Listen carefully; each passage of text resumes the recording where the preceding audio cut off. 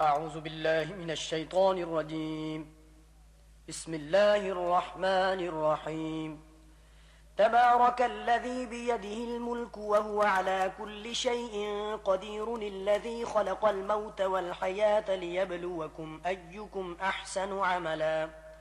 وهو العزيز الغفور، الذي خلق 7 سماوات طباقا، ما ترى في خلق الرحمن من تفاوت، فارجع البصر هل ترى من فطور، ثم ارجع البصر كرتين ينقلب إليك البصر خاسئا وهو حسير.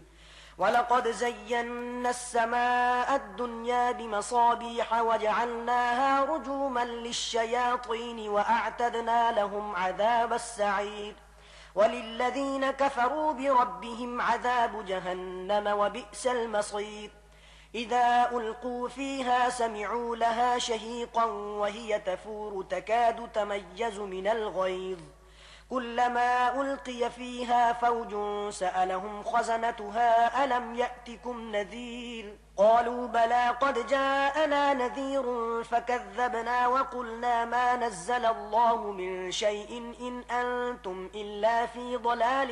كبير. وقالوا لو كنا نسمع أو نعقل ما كنا في أصحاب السعير، فاعترفوا بذنبهم فسحقا لأصحاب السعير. إن الذين يخشون ربهم بالغيب لهم مغفرة وأجر كبير. وأسروا قولكم أو اجهروا به إنه عليم بذات الصدور. ألا يعلم من خلق وهو اللطيف الخبير. هو الذي جعل لكم الأرض ذلولا فامشوا في مناكبها وكلوا من رزقه وإليه النشور. أأمنتم من في السماء أن يخسف بكم الأرض فإذا هي تمور، أم أمنتم من في السماء أن يرسل عليكم حاصبا فستعلمون كيف نذير. ولقد كذب الذين من قبلهم فكيف كان نكير. أولم يروا إلى الطير فوقهم صافات ويقبضن ما يمسكهن إلا الرحمن إنه بكل شيء بصير. أمن هذا الذي هو جند لكم ينصركم من دون الرحمن إن الكافرون إلا في غرور. أمن هذا الذي يرزقكم إن أمسك رزقه بل لجوا في عتو ونفور. أفمن يمشي مكبا على وجهه أهدى أم من يمشي سويا على صراط مستقيم. قل هو الذي أنشأكم وجعل لكم السمع والأبصار والأفئدة قليلا ما تشكرون. قل هو الذي ذرأكم في الأرض وإليه تحشرون ويقولون متى هذا الوعد إن كنتم صادقين. قل إنما العلم عند الله وإنما أنا نذير مبين. فلما رأوه زلفة سيئت وجوه الذين كفروا وقيل هذا الذي كنتم به تدعون. قل أرأيتم إن أهلكني الله ومن معي أو رحمنا فمن يجير الكافرين من عذاب أليم. قل هو الرحمن آمنا به وعليه توكلنا فستعلمون من هو في ضلال مبين. قل أرأيتم إن أصبح ماؤكم غورا فمن يأتيكم بماء معين. بسم الله الرحمن الرحيم. نون والقلم وما يسطرون ما أنت بنعمة ربك بمجنون. وإن لك لأجرا غير ممنون وإنك لعلى خلق عظيم. فستبصر ويبصرون بأيكم المفتون. إن ربك هو أعلم بمن ضل عن سبيله وهو أعلم بالمهتدين. فلا تطع المكذبين ودوا لو تدهن فيدهنون. ولا تطع كل حلاف مهين هماز مشاء بنميم مناع للخير معتد أثيم عتل بعد ذلك زنيم أن كان ذا مال وبنين. إذا تتلى عليه آياتنا قال أساطير الأولين سنسمه على الخرطوم إنا بلوناهم كما بلونا أصحاب الجنة إذ أقسموا ليصرمنها مصبحين ولا يستثنون فطاف عليها طائف من ربك وهم نائمون فأصبحت كالصريم فتنادوا مصبحين أن اغدوا على حرثكم إن كنتم صارمين فانطلقوا وهم يتخافتون ألا يدخلنها اليوم عليكم مسكين وغدوا على حرد قادرين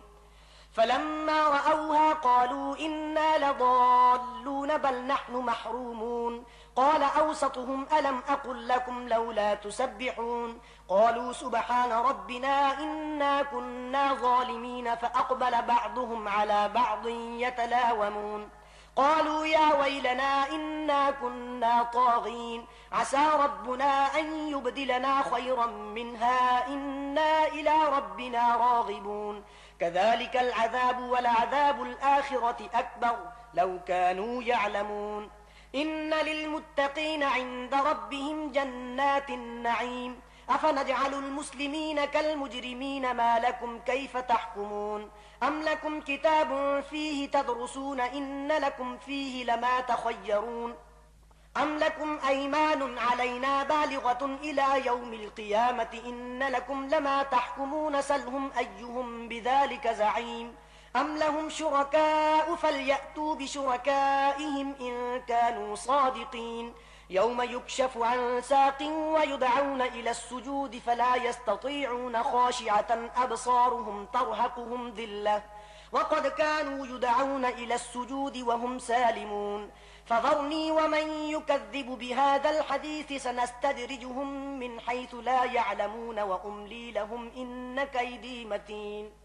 أم تسألهم أجرا فهم من مغرم مثقلون أم عندهم الغيب فهم يكتبون فاصبر لحكم ربك ولا تكن كصاحب الحوت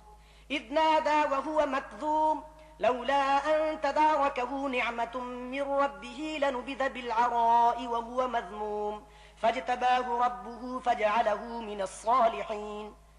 وإن يكاد الذين كفروا ليزلقونك بأبصارهم لما سمعوا الذكر ويقولون إنه لمجنون وما هو إلا ذكر للعالمين بسم الله الرحمن الرحيم الحاقة ما الحاقة وما أدراك ما الحاقة كذبت ثمود وعاد بالقارعة فأما ثمود فأهلكوا بالطاغية وأما عاد فأهلكوا بريح صرصر عاتية سخرها عليهم 7 ليال و8 أيام حسوما فترى القوم فيها صرعا كأنهم أعجاز نخل خاوية فهل ترى لهم من باقية وجاء فرعون ومن قبله والمؤتفكات بالخاطئة فعصوا رسول ربهم فأخذهم أخذة رابية إنا لما طغى الماء حملناكم في الجارية لنجعلها لكم تذكرة وتعيها أذن واعية فإذا نفخ في الصور نفخة واحدة وحملت الأرض والجبال فدكتا دكة واحدة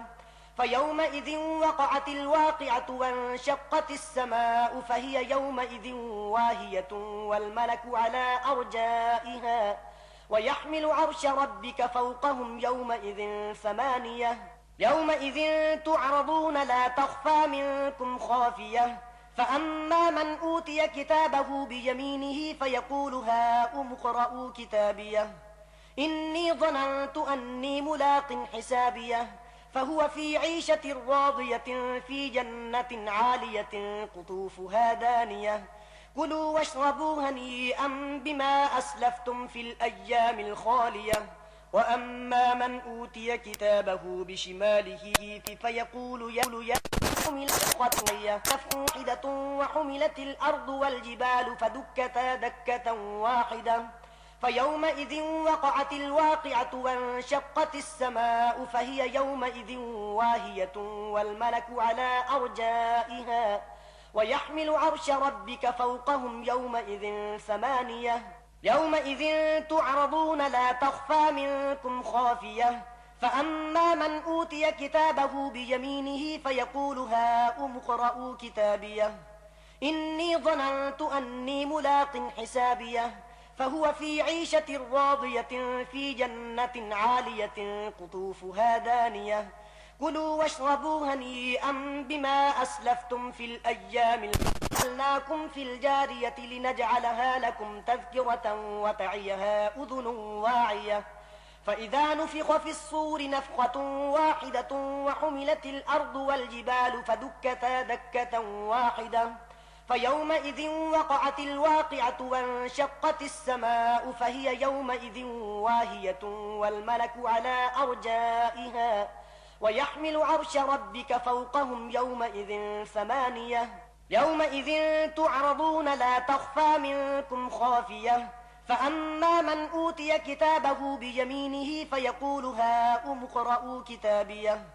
إني ظننت أني ملاق حسابيه فهو في عيشة راضية في جنة عالية قطوفها دانية كلوا واشربوا هنيئا بما أسلفتم في الأولى بالخاطئة فعصوا رسول ربهم فأخذهم أخذة رابية إنا لما طغى الماء حملناكم في الجارية لنجعلها لكم تذكرة وتعيها أذن واعية فإذا نفخ في الصور نفخة واحدة وحملت الأرض والجبال فدكتا دكة واحدة فيومئذ وقعت الواقعة وانشقت السماء فهي يومئذ واهية والملك على أرجائها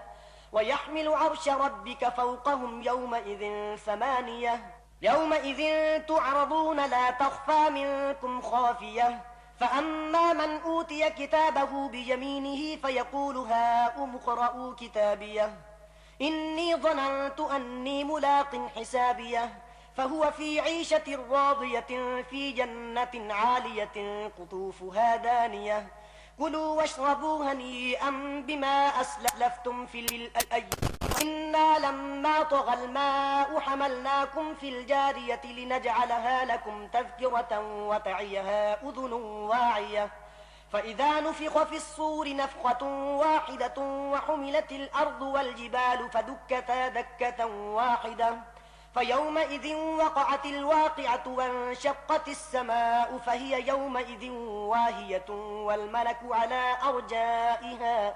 ويحمل عرش ربك فوقهم يومئذ ثمانية يومئذ تعرضون لا تخفى منكم خافية فأما من أوتي كتابه بيمينه فيقول هاؤم اقرءوا كتابيه إني ظننت أني ملاق حسابيه فهو في عيشة راضية في جنة عالية قطوفها دانية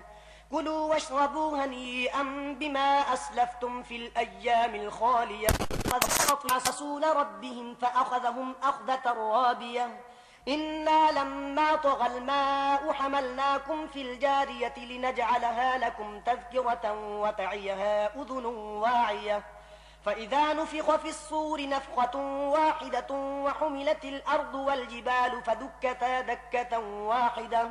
فيومئذ وقعت الواقعة وانشقت السماء فهي يومئذ واهية والملك على أرجائها ويحمل عرش ربك فوقهم يومئذ ثمانية يومئذ تعرضون لا تخفى منكم خافية فأما من أوتي كتابه بيمينه فيقول هاؤم اقرءوا كتابيه إني ظننت أني ملاق حسابيه فهو في عيشة راضية في جنة عالية قطوفها دانية كلوا واشربوا هنيئا بما أسلفتم في الأيام الخالية إنا لما طغى الماء حملناكم في الجارية لنجعلها لكم تذكرة وتعيها أذن واعية فإذا نفخ في الصور نفخة واحدة وحملت الأرض والجبال فدكتا دكة واحدة فيومئذ وقعت الواقعة وانشقت السماء فهي يومئذ واهية والملك على أرجائها ويحمل عرش ربك فوقهم يومئذ ثمانية يومئذ تعرضون لا تخفى منكم خافية فأما من أوتي كتابه بيمينه فيقول هاؤم اقرءوا كتابيه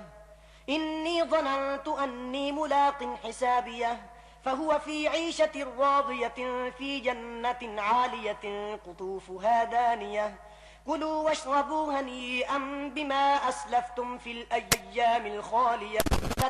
إنا لما طغى الماء حملناكم في الجارية لنجعلها لكم تذكرة وتعيها أذن واعية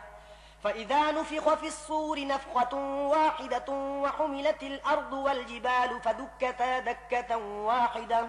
فيومئذ وقعت الواقعة وانشقت السماء فهي يومئذ واهية والملك على أرجائها ويحمل عرش ربك فوقهم يومئذ ثمانية يومئذ تعرضون لا تخفى منكم خافية فأما من أوتي كتابه بيمينه فيقول هاؤم اقرءوا كتابيه إني ظننت أني ملاق حسابيه فهو في عيشة راضية في جنة عالية قطوفها دانية كلوا واشربوا هنيئا بما أسلفتم في الأيام الخالية أعنقاوية فهل ترى لهم من باقية وجاء فرعون ومن قبله والمؤتفكات بالخاطئة فعصوا رسول ربهم فأخذهم أخذة رابية إنا لما طغى الماء حملناكم في الجارية لنجعلها لكم تذكرة وتعيها أذن واعية فإذا نفخ في الصور نفخة واحدة وحملت الأرض والجبال فدكتا دكة واحدة فيومئذ وقعت الواقعة وانشقت السماء فهي يومئذ واهية والملك على أرجائها ويحمل عرش ربك فوقهم يومئذ ثمانية يومئذ تعرضون لا تخفى منكم خافية فأما من أوتي كتابه بيمينه فيقول هاؤم اقرءوا كتابيه إني ظننت أني ملاق حسابيه فهو في عيشة راضية في جنة عالية قطوفها دانية كلوا واشربوا هنيئا بما هل ترى لهم من باقية وجاء وأن المساجد لله فلا تدعوا مع الله أحدا وأنه لما قام عبد الله يدعوه كادوا يكونون عليه لبدا قل إنما أدعو ربي ولا أشرك به أحدا قل إني لا أملك لكم ضرا ولا رشدا قل إني لن يجيرني من الله أحد ولن أجد من دونه ملتحدا إلا بلاغا من الله ورسالاته ومن يعص الله ورسوله فإن له نار جهنم خالدين فيها أبدا حتى إذا رأوا ما يوعدون فسيعلمون من أضعف ناصرا وأقل عددا قل إن أدري أقريب ما توعدون أم يجعل له ربي أمدا عالم الغيب فلا يظهر على غيبه أحدا إلا من ارتضى من رسول فإنه يسلك من بين يديه ومن خلفه رصدا ليعلم أن قد أبلغوا رسالات ربهم وأحاط بما لديهم وأحصى كل شيء عددا بسم الله الرحمن الرحيم يا أيها المزمل قم الليل إلا قليلا نصفه أو انقص منه قليلا أو زد عليه ورتل القرآن ترتيلا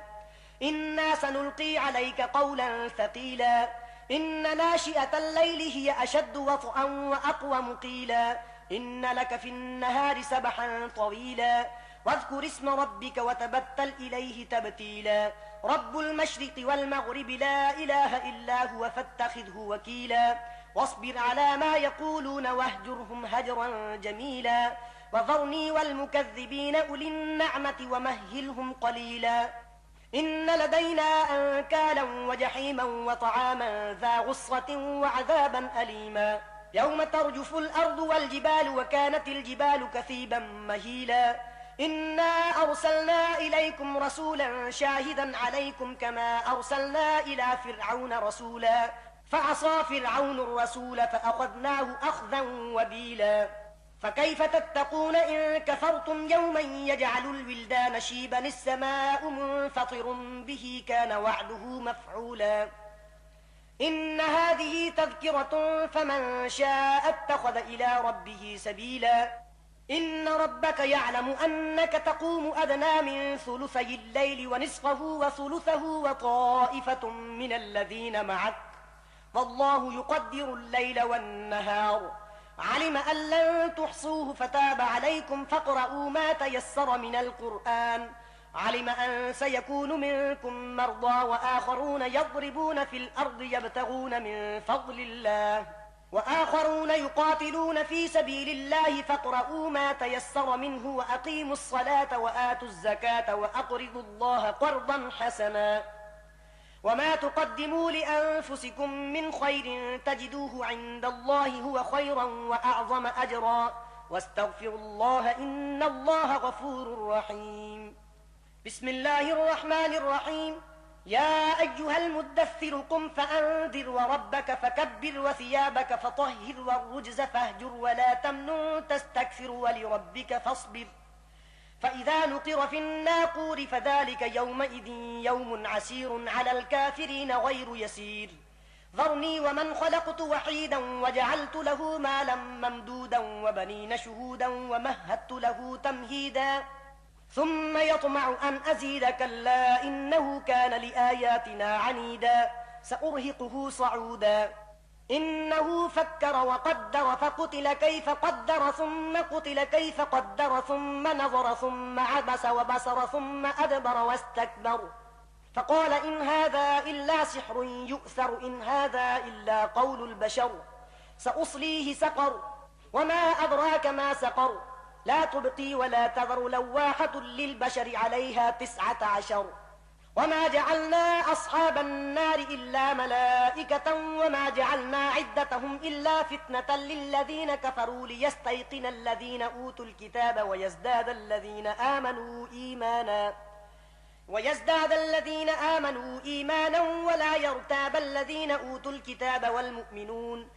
وليقول الذين في قلوبهم مرض والكافرون ماذا أراد الله بهذا مثلا كذلك يضل الله من يشاء ويهدي من يشاء وما يعلم جنود ربك إلا هو وما هي إلا ذكرى للبشر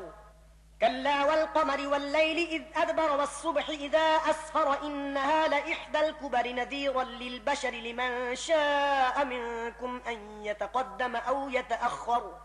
كل نفس بما كسبت رهينة إلا أصحاب اليمين في جنات يتساءلون عن المجرمين ما سلككم في سقر قالوا لم نك من المصلين ولم نك نطعم المسكين وكنا نخوض مع الخائضين وكنا نكذب بيوم الدين حتى أتانا اليقين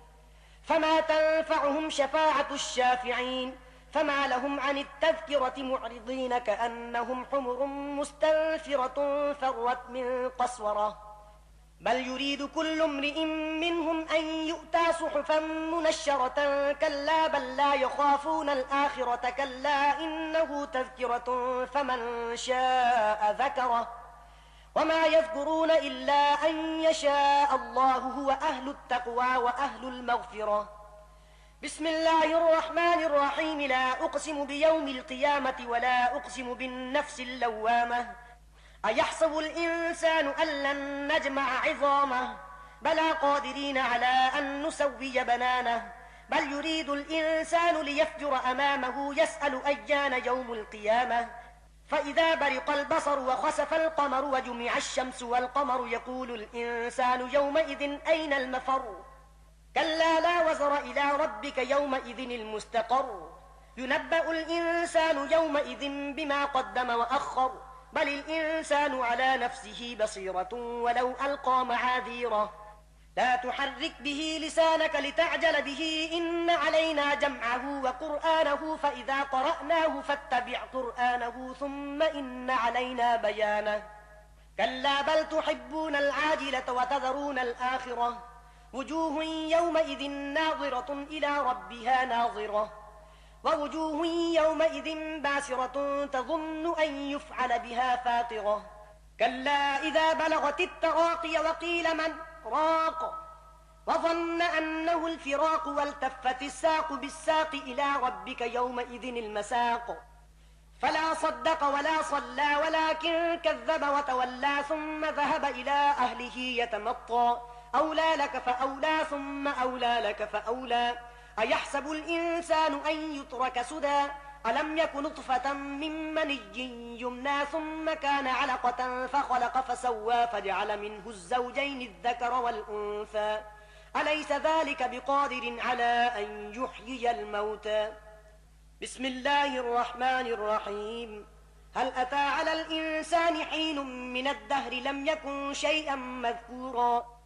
إنا خلقنا الإنسان من نطفة أمشاج نبتليه فجعلناه سميعا بصيرا إنا هديناه السبيل إما شاكرا وإما كفورا إنا أعتدنا للكافرين سلاسل وأغلالا وسعيرا إن الأبرار يشربون من كأس كان مزاجها كافورا عينا يشرب بها عباد الله يفجرونها تفجيرا يوفون بالنذر ويخافون يوما كان شره مستطيرا ويطعمون الطعام على حبه مسكينا ويتيما وأسيرا إنما نطعمكم لوجه الله لا نريد منكم جزاء ولا شكورا إنا نخاف من ربنا يوما عبوسا قمطريرا فوقاهم الله شر ذلك اليوم ولقاهم نضرة وسرورا وجزاهم بما صبروا جنة وحريرا متكئين فيها على الأرائك لا يرون فيها شمسا ولا زمهريرا ودانية عليهم ظلالها وذللت قطوفها تذليلا ويطاف عليهم بآنية من فضة وأكواب كانت قوارير من فضة قدروها تقديرا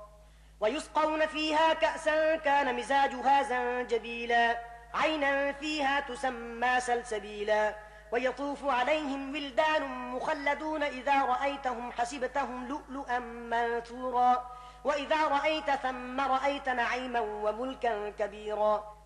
عاليهم ثياب سندس خضر واستبرق وحلوا أساور من فضة وسقاهم ربهم شرابا طهورا إن هذا كان لكم جزاء وكان سعيكم مشكورا إنا نحن نزلنا عليك القرآن تنزيلا فاصبر لحكم ربك ولا تطع منهم آثما أو كفورا